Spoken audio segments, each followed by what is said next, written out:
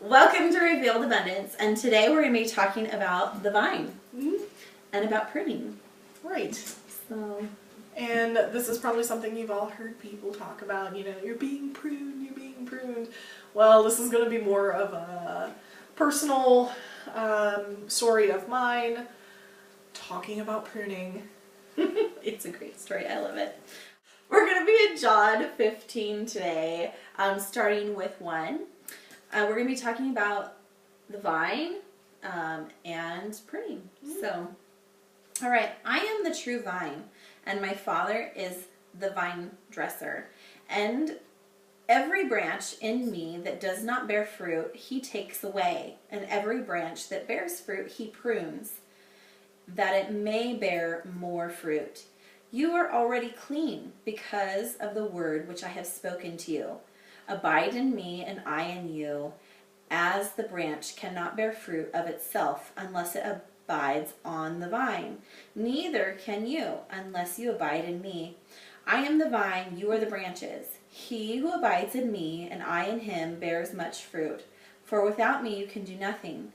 If anyone does not abide in me, he casts out as a branch that is withered, and they gather them and throw them into the fire, and they are burned.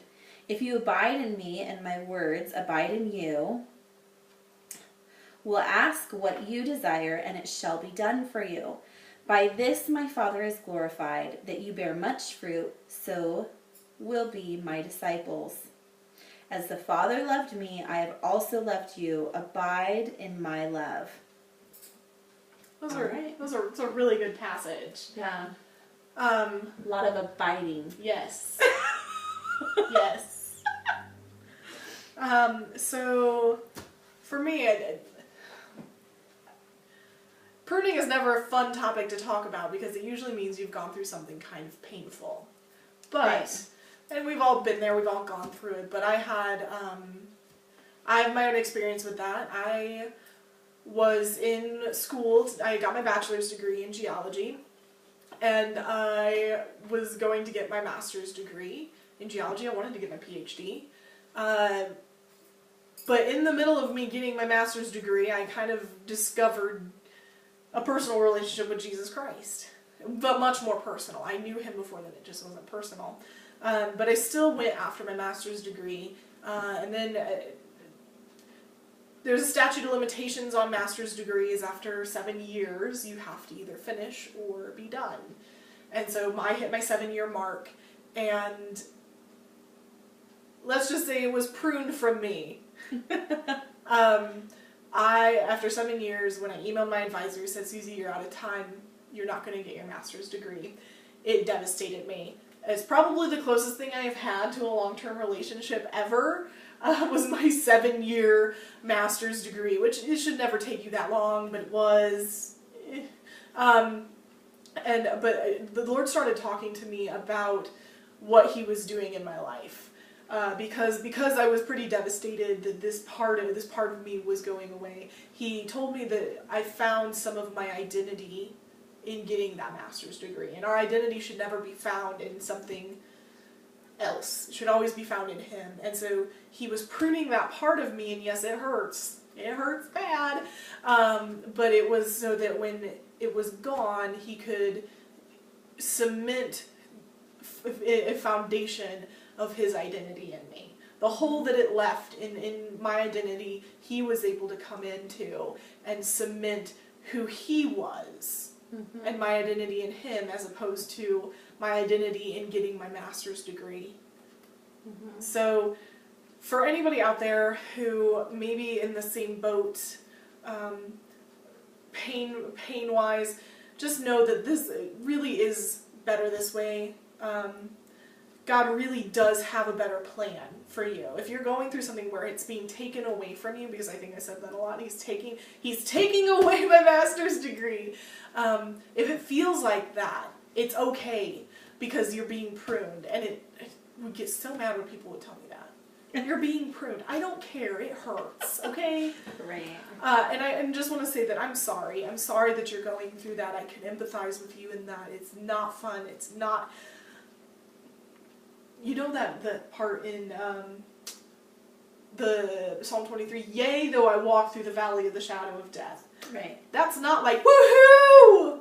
Walking through the valley of the shadow of death. It's not like that. It is not like that at all. It kind of sucks, and I'm really sorry that you have to walk through that. But just know that whatever hole is left, God is going to cement his identity in you. Right. And therefore, you will come out even stronger. You'll come out even better. It's okay. Right. Absolutely. That's good. That's a good word right there. So, if you are struggling, then we just want to pray for you. God, I just thank you that you are so good, that you prune the things from our lives that are a distraction from you, and that you are so good that you give us something even better that we don't even know that we need, but you know that we need, and you're just a good dad.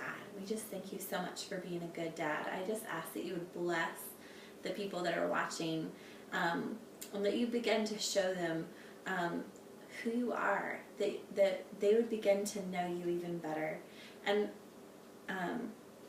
that they would be able to see you more clearly. I just thank you, Father, for that. I just ask that you would also come in and just touch that place in them that's being pruned.